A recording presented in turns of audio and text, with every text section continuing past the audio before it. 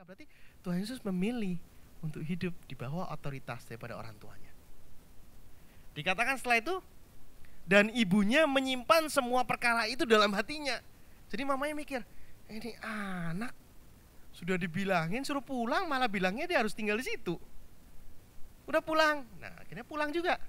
Tapi dalam hatinya mamanya mikir, ini anak different. Dia mengatakan sesuatu yang lain daripada yang lain. Nah, hal yang sama pada saat dikatakan waktunya belum tiba. Ibu, kenapa kamu minta? Waktuku belum tiba. Tapi Maria ngerti, karena Tuhan Yesus memilih berada dalam otoritas daripada orang tuanya. Dia tahu Tuhan Yesus akan taat. Maka itu dia mengatakan, siapkan. Dia ngomong apa? Lakukan. Si saudara, kehidupan Tuhan Yesus dari saat dia kecil sampai dia mati di kayu salib, ada suatu kehidupan ketaatan. Ketaatan bukan hanya kepada Tuhan, tapi ketaatan kepada otoritas yang Tuhan taruh dalam kehidupan dia. Bahkan pada saat-saat mungkin kalau dibilang, kalau sebagai saudara pikirkan sebagai Tuhan Yesus, mungkin dia bisa mengatakan, my mom doesn't understand. Mamaku gak ngerti. Better. I know better. Right? Mungkin dia bisa mengatakan begitu. I know what God will is. Tapi dia tetap taat. Nah, seringkali dalam kehidupan kita sama kehidupan kita dengan orang tua kita dengan pemerintah kita dengan otoritas lain yang ditaruh sama Tuhan dalam kehidupan kita bisa mengatakan, oh, this president or that president, mereka itu gak bisa ngapa-ngapain. Mereka selalu ngaco. Tapi saudara tetap harus taat. Saudara bisa mengatakan, oh, ini speed limit gak make sense. Saya udah dari dulu mikir, speed limit dalam Houston tidak make sense. Ya, saya proklaim aja ini, saya jujur sama saudara. Masa 70 jadi 60, itu gak make sense. Karena anyway gak berkurang accident-nya. Ya, tetap aja macet gitu, sama kan? Gak berubah. Tapi otoritas mengatakan Anda hanya boleh driving 60 miles per hour di dalam highway dalam Houston. Until you reach Sugar Land, you can drive 65. Saya udah memorize, kalau udah lewat byway sedikit, 65 artinya. Tapi kita stay di dalam otoritas yang Tuhan taruh dalam kehidupan kita. Ini apa yang Tuhan mau tunjukkan dalam kehidupan kita. Kalau Tuhan gak datang ke dunia, dari mana Tuhan bisa menunjukkan bagaimana dia taat kepada manusia. Firman yang mengetahui lebih banyak dari manusia harus taat kepada manusia. Saudara yang mungkin lebih sudah tahu, knowledgeable, harus taat kepada otoritas yang Tuhan taruh. Saudara yang mungkin merasa lebih pintar, harus taat kepada guru yang mungkin gak seberapa pintar. Harus taat kepada bos saudara yang mungkin gak skillful as you. Tapi kita harus taat, saudara. Karena ini kehidupan surgawi yang Tuhan promise for us. We obey. Itu yang kedua. Dikatakan Yohanes 2 ayat 11, itu ada kata-katanya, sebagai yang pertama dari tandanya itu, ia telah menyatakan kemuliaan. Jadi kemuliaan Tuhan dinyatakan saat ada ketaatan, kemuliaan itu dinyatakan. Dan bahkan ini ketaatannya di dalam Yohanes 2 ini, yang taat gak hanya Yesus, Maria juga taat, gak pernah memaksa. Pelayannya taat, isi air. Udah gitu pelayannya disuruh ngasih ke pemimpin WO-nya, wedding organizer-nya, suruh tes airnya. Padahal tes air, mana mungkin orang pelayannya mau tes air, kan bisa dimarahin. Tapi tetap memberikan. Jadi ada ketaatan yang ditunjukkan di sini. Yang ketiga,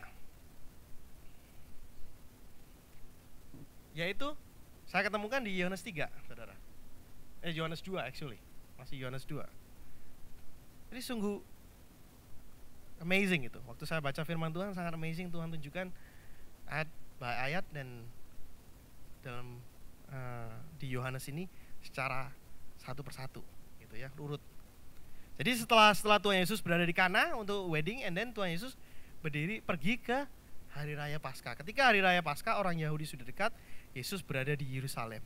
Dalam bait suci didapatinya pedagang-pedagang lembu, kambing domba, merpati, dan penukar uang duduk di situ, yang membuat cambuk dari tali, lalu mengusir mereka semua dari bait suci dengan semua kambing domba dan lembu mereka, uang penukar-penukar dihamburkannya ke tanah dan meja-meja mereka dibalikannya. Kepada pedagang-pedagang mati ia berkata, ambil semuanya ini dari sini, jangan kamu membuat rumah Bapakku menjadi tempat berjualan. Jadi yang ketiga yang Tuhan ingin tunjukkan yaitu kehidupan doa Tuhan Yesus dan ibadah Tuhan Yesus. Kehidupan doa jelas sekali. Saya pernah membawakan firman tentang doa. Bagaimana Tuhan Yesus menyempatkan waktu setiap kali untuk berdoa. Tuhan Yesus hanya mempunyai waktu 3 tahun untuk melayani. Tapi dalam 3 tahun itu dia selalu menyempatkan waktu untuk berdoa. Naik ke atas gunung untuk berdoa, menyepikan diri untuk berdoa. Selalu menyempatkan. Tapi yang saya mau tunjukkan pada saudara yang sangat penting, yaitu Tuhan Yesus merasa begitu pentingnya bait suci dan ibadah bagi Yesus sehingga dia 2 kali. Saya tahu Tuhan Yesus membersihkan bait suci ini gak cuma sekali ternyata. Saya pertama pikir cuma sekali, tapi ternyata 2 kali. Jadi yang pertama yaitu pada saat Tuhan Yesus mulai ministrinya. Pada saat waktu, kalau saudara tadi perhatikan, daripada saat perkawinan di Kana itu belum waktunya untuk mulai. Ya, jelaskan ya. Waktunya Tuhan Yesus belum mulai. Kenapa? Karena pada saat Tuhan Yesus memulai ministrinya, dimulai dengan di sini Yohanes 2 ayat 13. Ketika hari raya Paskah, orang Yahudi sudah 3, mereka pergi ke bait suci. Nah, di sini firman-Nya dikatakan kepada pedagang-pedagang mati ya berkata, ambil semuanya ini dari sini, jangan kamu membuat rumah Bapakku menjadi tempat berjualan. Jadi seringkali Tuhan Yesus menunjukkan betapa pentingnya kehidupan ibadah kita dalam kehidupan kita. Ibadah secara gereja, Tuhan Yesus menunjukkan sebelum dia mulai ministrinya, Tuhan Yesus pergi ke bait suci. At the beginning, jadi very beginning, dia waktunya belum mulai. Waktu perkawinan Kana itu jangan dihitung, itu istilahnya bonus. Tuhan memberikan miracle yang bonus. Jadi pada saat Tuhan memulai dengan membersihkan rumah Tuhan. Pada saat Tuhan mau disalibkan, pada saat 1 hari, 1-2 hari, 3 hari sebelum Tuhan Yesus akan disalibkan, dia pergi ke bait suci lagi, membersihkan. Itu dalam Matius. Nanti saudara buka sendiri di dalam Matius. Tuhan mengatakan jangan jadikan rumah Bapakku menjadi sarang penyamun. Rumahku akan disebut sebagai rumah doa. Itu ada di Matius. Itu the second time. Pada saat Tuhan Yesus memulai ministrinya, Tuhan memulai dengan membersihkan bait suci. Pada saat terakhir Tuhan mau disalibkan, Tuhan membersihkan bait suci juga. Ada sesuatu yang important saudara, ada sesuatu signifikan dari sini. Yang pertama, cuma ada 2. Yang pertama, yaitu pada saat itu mereka membuat rumah doa menjadi tempat jual beli saudara. Dan mulai komersial, jadi jual. Commercialize. Semuanya jadi lebih komersial. Kalau saudara perhatikan ya, ini yang pertama yang membuat mereka datang gak perlu siap-siap. Mereka gak ada persiapan, gak ada sacrifice. Karena mereka tinggal datang, beli aja merpati, yang ada di sana ya sudah dibeli. Gak perlu persiapan, gak ada mereka mempersiapkan lagi. There is no sacrifice anymore. Karena bukan mereka lagi yang memberikan sacrifice, sudah dari penjual belian. Itu yang pertama. Jadi ada sesuatu yang kehilangan. Saudara kalau saudara perhatikan ya, ini waktu saya merhatikan yaitu rumah doa, ada banyak jual beli. Mungkin di gereja gak ada jual beli, tapi saudara pernah perhatikan bagaimana hal yang begini menjadi komersial. Saudara lihat gereja-gereja yang membuat kehidupan gerejanya menjadi komersial. Dengan TV, saya gak menyalahkan TV, saya gak menyalahkan video, tapi dengan TV, dengan video, dengan sound system yang baik. Pertama dia harus hire orang yang bisa membersihkan, ya kan, membersihkan hal-hal equipment, maintain equipment. Terus yang bukan orang Kristen. Yang kedua, mereka harus mulai maintain the equipment, harus hire sound engineer. Mungkin nggak cukup yang bisa yang Kristen, hire orang yang bukan Kristen. Ketiga, mungkin nggak cukup musiknya, nggak cukup bagus kalau nggak hire orang yang bukan Kristen. Where does it stop? Di mana berhentinya, saudara? Di mana berhentinya kompromis itu dalam gereja Tuhan? Di mana berhentinya? Di mana lainnya kita mengatakan that's it. Kita harus stop. Kita nggak bisa kompromis lagi. Karena pada saat kita worship, kita membawa hadirat Allah yang luar biasa. Kalau kita membawa orang untuk memainkan musik, kita membawa orang yang memainkan, yang memimpin puji-pujian yang bukan Kristen, what kind of spirit are we bringing into the house of God, dalam rumah Tuhan, saudara? Tapi di mana stopnya? Saudara perhatikan banyak gereja-gereja yang sudah mulai komersial. Kenapa? Because they have to satisfy the audience. And the audience is no longer one. Penontonnya bukan cuma satu lagi, saudara. Bukan cuma satu yang paling penting, yaitu Yesus Kristus. Tapi mereka harus melayani semua orang-orang yang datang supaya semua happy. Sama seperti pada saat itu rumah doa dijadikan bukan untuk menyambut Yesus, bukan untuk menjambut doa ada di sana, tapi menyambut orang-orang yang datang. Supaya makin gampang dikasih penjual belian. Kenapa Yesus harus marah, saudara? Jual beli gak salah. Kenapa harus marah? Karena pada saat itu orang gak prepare lagi. Because everything is so commercialized. Itu yang pertama. Yang kedua, membuat fokusnya gak lagi pada ibadah. Di dalam Markus ayat 11, pasal 11 ayat 16-17 dikatakan, buka aja gak apa-apa. Dan ia tidak memperbolehkan orang-orang membawa barang-barang melintasi bait Allah. Jadi saking sibuknya mereka dengan apa yang mereka telah itu perbuat untuk membuat money, untuk membuat everybody happier, semua orang bakal lebih banyak orang datang ke bait Allah, mereka mengadakan jalan pintas. Jadi supaya masuk dari luar kota, untuk masuk ke dalam kota, supaya barang-barang ini yang mau dijual ini bisa masuk cepat, mereka lewatin barang itu semua lewat bait Allah. Berapa sering kita dalam gereja Tuhan, kita datang ke sini distracted. Kita punya agenda-agenda lain. Kita nggak mencari Tuhan, kita nggak hanya datang to worship, tapi kita punya agenda-agenda lain. Agenda-agenda hobi kita mungkin. Agenda-agenda, oh nanti saya mau ngomong apa, oh nanti saya mau makan apa, kebetulan saya di Beler. Ini mau belanja apa nanti. Pada saat worship dinaikkan, saat kita mendengarkan firman Tuhan, kita mikirkan nanti mau belanja apa, nanti kebetulan ini deket, tadi tinggalnya rada jauh, what can I shop before I go home. Banyak hal yang gampang, yang sepertinya shortcut, yang sepertinya hal-hal memudahkan kita, dan kita lakukan hal itu. Membuat kita gampang sekali, fokus kita gak lagi sama ibadah. Mungkin hal-hal simple, mungkin SMS, mungkin pekerjaan kita, mungkin anak-anak kita, mungkin makanan anak-anak kita. Sudah panasin belum? Susunya udah ready belum? Many things.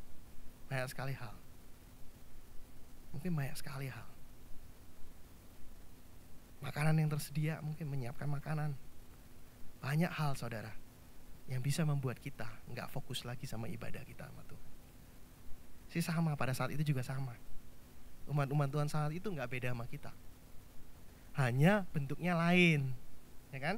Bentuknya lain, mereka hanya berjualan tukar uang. Actually bukan cuma berjualan, juga tukar uang. Jadi ada money exchange, ada mau jual beli, ada segala. Dan Tuhan Yesus dikatakan di dalam firman-Nya yang pertama kali ini dia membuat cambuk dari tali. Jadi there is a purpose. Kenapa? Ada suatu purpose yang Tuhan lakukan. Tuhan gak hanya sembarangan aja. Dia gak hanya cuma datang dubrak sana sini jatuh-jatuhin, beres. Tapi di sini di firman Tuhan dikatakan, ini saya surprise juga, karena saya nggak pernah memperhatikan seperti ini. Tapi dikatakan di dalam ayat 15, ia membuat cambuk dari tali, lalu mengusir mereka semua dari bait suci dengan semua kambing, domba, lembu, uang penukar-penukar dihamburkannya ke tanah dan meja mereka dibalikannya. Kepada pedagang merpati ia berkata, ambil semuanya ini dari sini.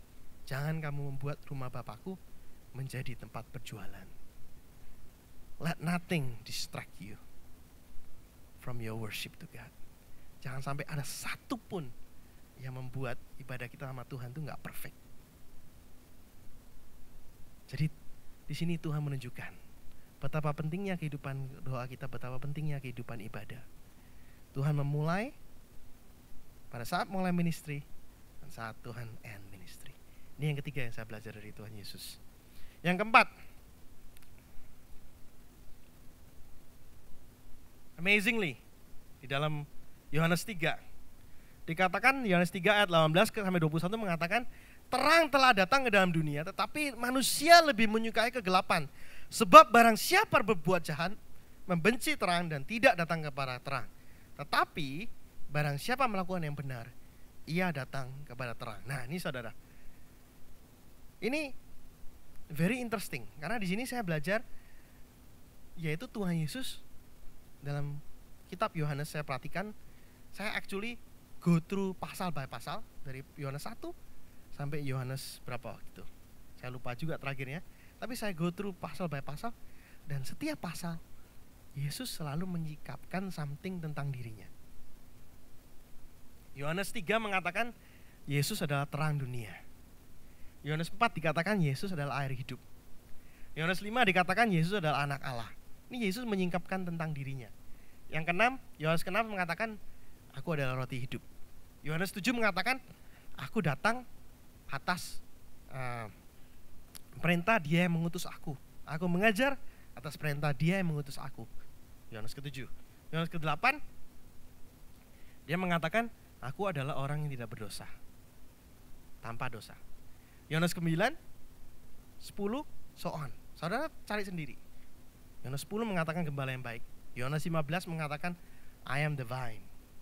Tapi saudara perhatikan, the whole kitab Yohanes,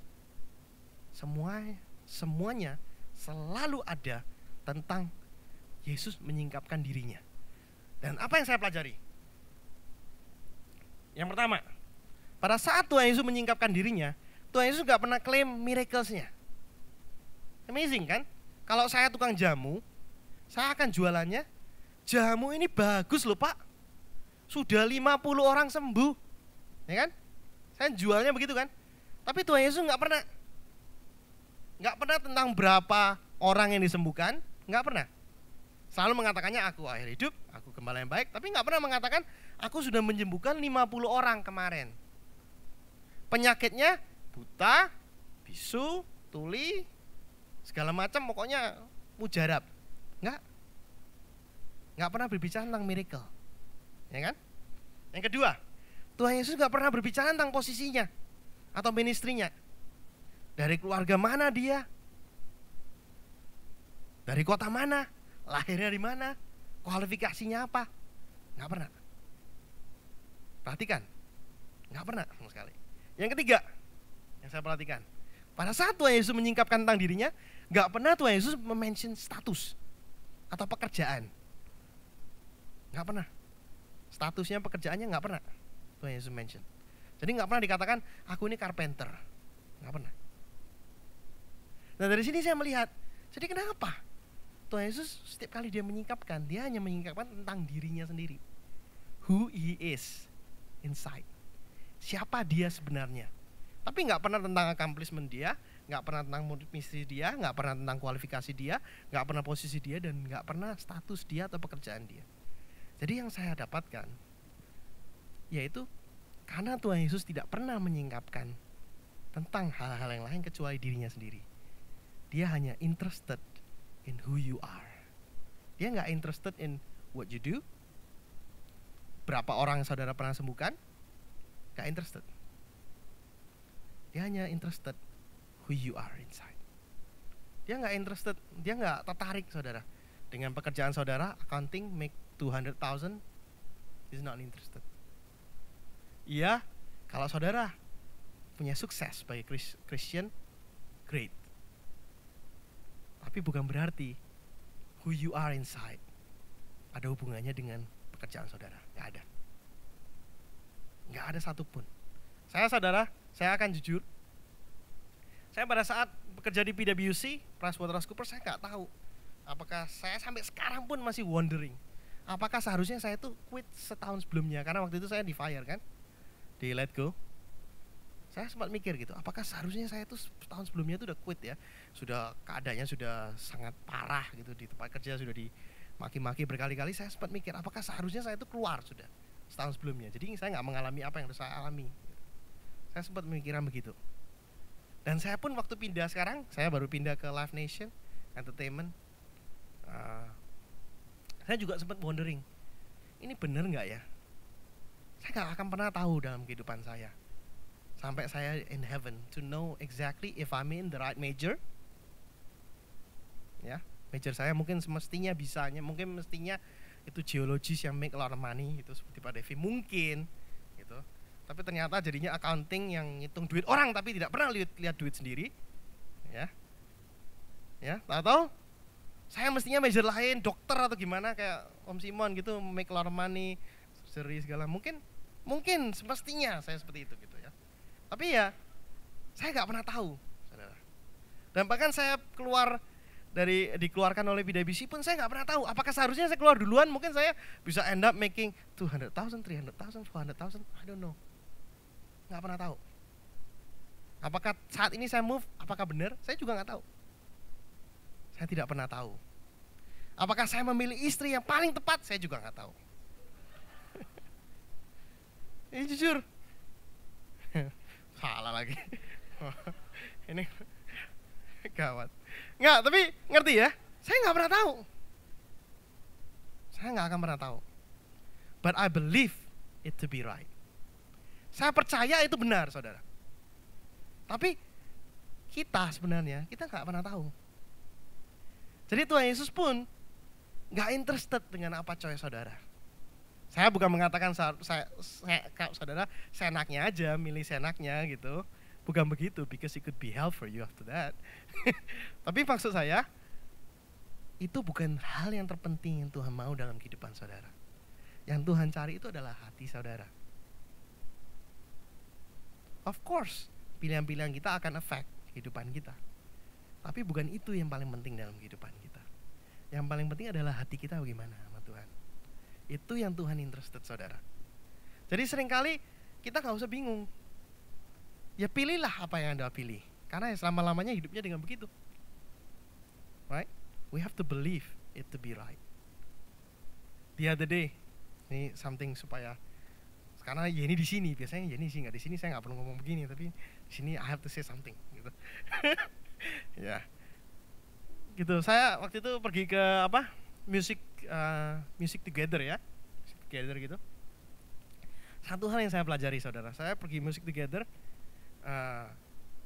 hari Rabu, kebetulan hari Rabu, dan waktu itu adalah waktu doa, gitu.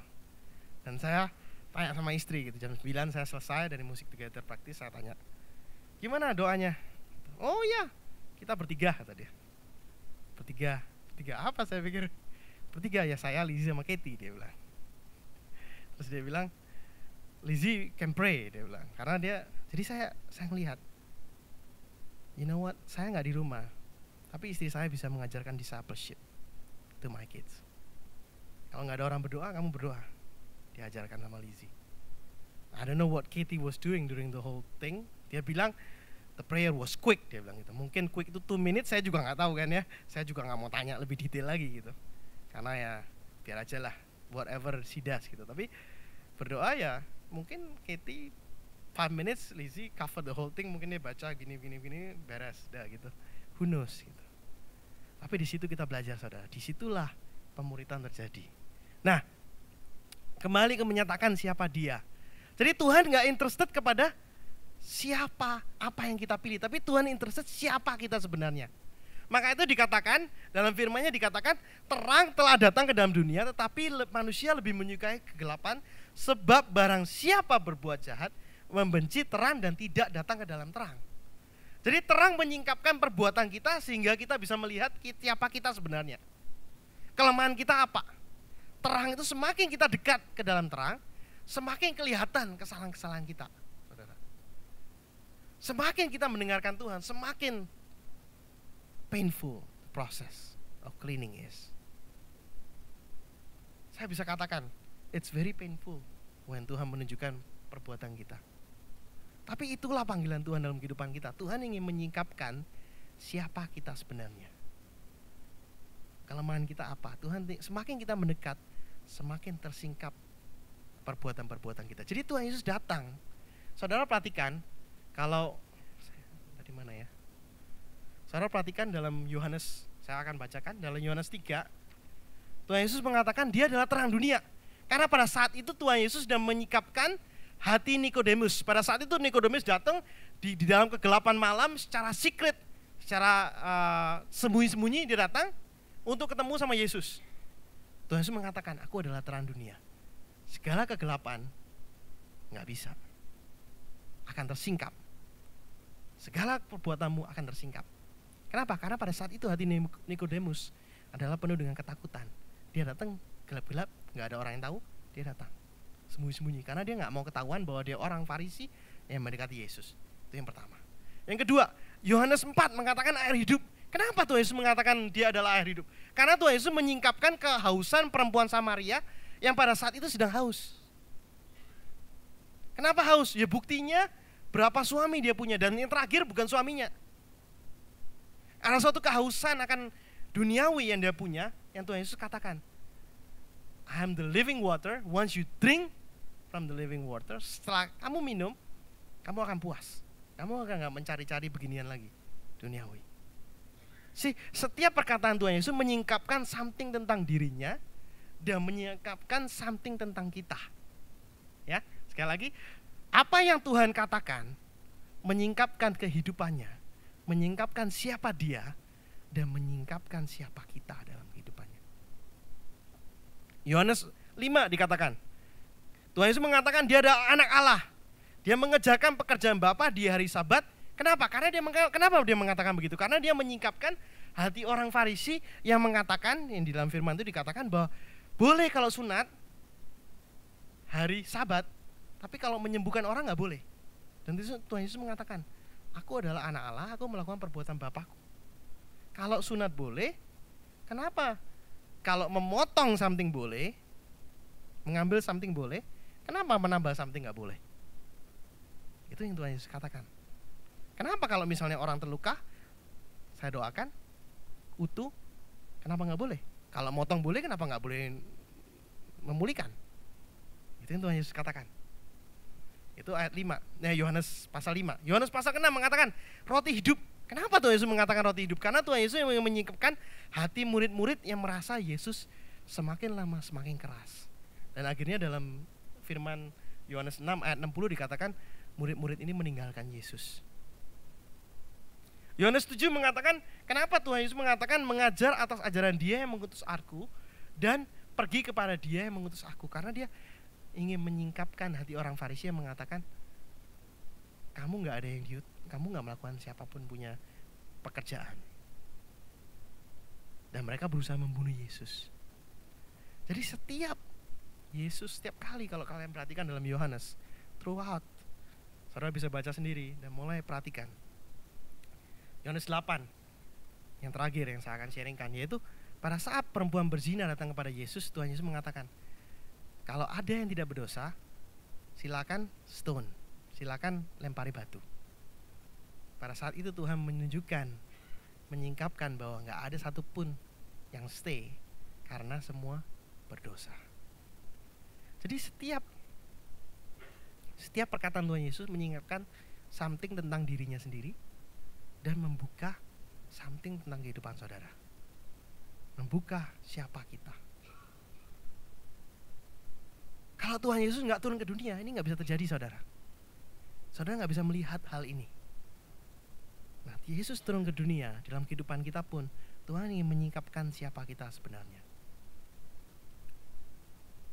The more we pay attention, the more akan menjadi lebih efektif. The more kita mendekat kepada terang, the more Tuhan akan tunjukkan kekurangan kita.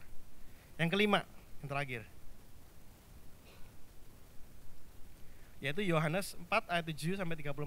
Saudara bisa baca, tapi saya akan ambil satu ayat. Makananku adalah melakukan kehendak Dia yang mengutus aku dan menyelesaikan pekerjaannya. Yesus terdorong oleh kasih, saudara. Mungkin saudara udah dengar khotbah yang dibagikan oleh pastor tentang menerima kasih untuk memberi kasih. Tuhan Yesus memanggil kita. Kenapa Tuhan turun? Karena Tuhan ingin menunjukkan semua tadi yang saya katakan, melakukan mujizat, menyembuhkan orang sakit, memberi makan orang banyak, melepaskan belenggu dari setan, semua dilakukan kenapa? Hanya satu hal, yaitu kasih. Even di sini pun dikatakan, Yohanes 4 ini saya akan kutip satu firman. Ini seringkali di worship team sering di-mention.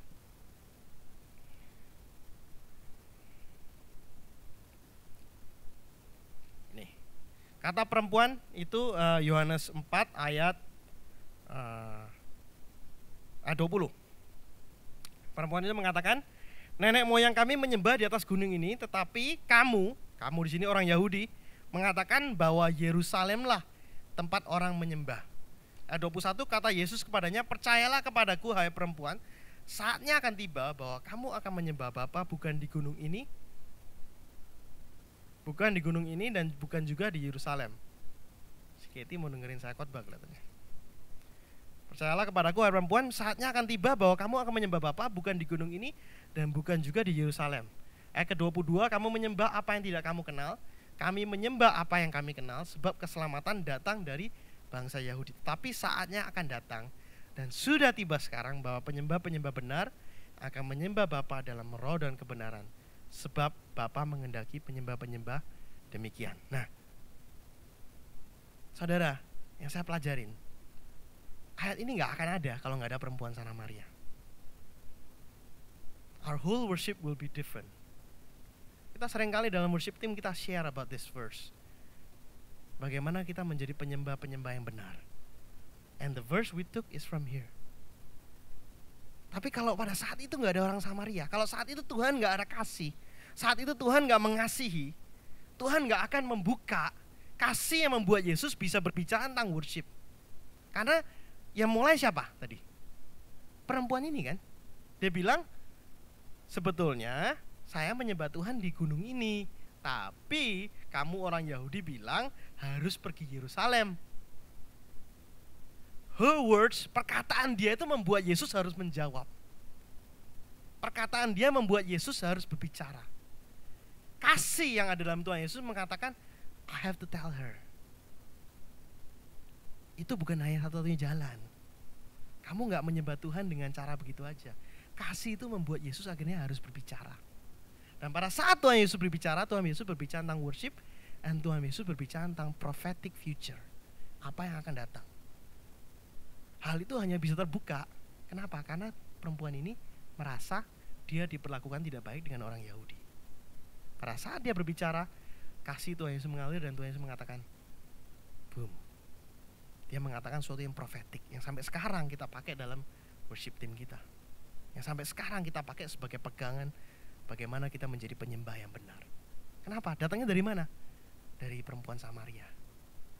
Datangnya dari mana? Dari kasih Yesus yang membuat Yesus berbicara secara profetik. Apa yang akan datang. Jadi saudara, kasih yang membuat Yesus melakukan banyak hal. Dan ini yang Tuhan ajarkan dalam kehidupan kita. Ada 5 kunci. Saya conclude. Yesus datang ke dunia, simpel aja. Yang pertama yaitu untuk memuridkan. Jadi Tuhan Yesus gak hanya datang untuk memberikan saudara keselamatan. Tapi Tuhan Yesus datang untuk menjadikan kita murid. Yang kedua, Tuhan Yesus datang untuk menunjukkan bagaimana ketaatan itu seharusnya dilakukan. Yang ketiga, Tuhan Yesus menunjukkan kehidupan doa dia dan kehidupan ibadah dia. Yang keempat, Tuhan Yesus datang untuk menyatakan siapa dia dan menunjukkan kepada kita siapa kita sebenarnya. Yang kelima, Tuhan Yesus datang karena Tuhan Yesus mengasihi. Mungkin saudara sekalian sudah sering dengar Yohanes 3 ayat 16. Ya, karena begitu besar kasih Allah, kita mungkin tahu tentang hal-hal yang very simple. Kasih Allah itu yang membuat Tuhan datang, tapi ada hal-hal yang lain yang Tuhan lakukan. Saya sering kali mikir, Tuhan gak harus datang kok, memang benar kok. Saya sempat struggling berapa lama dan saya berapa minggu saya pikirkan apa Tuhan harus datang sebetulnya. Dan Tuhan tunjukkan.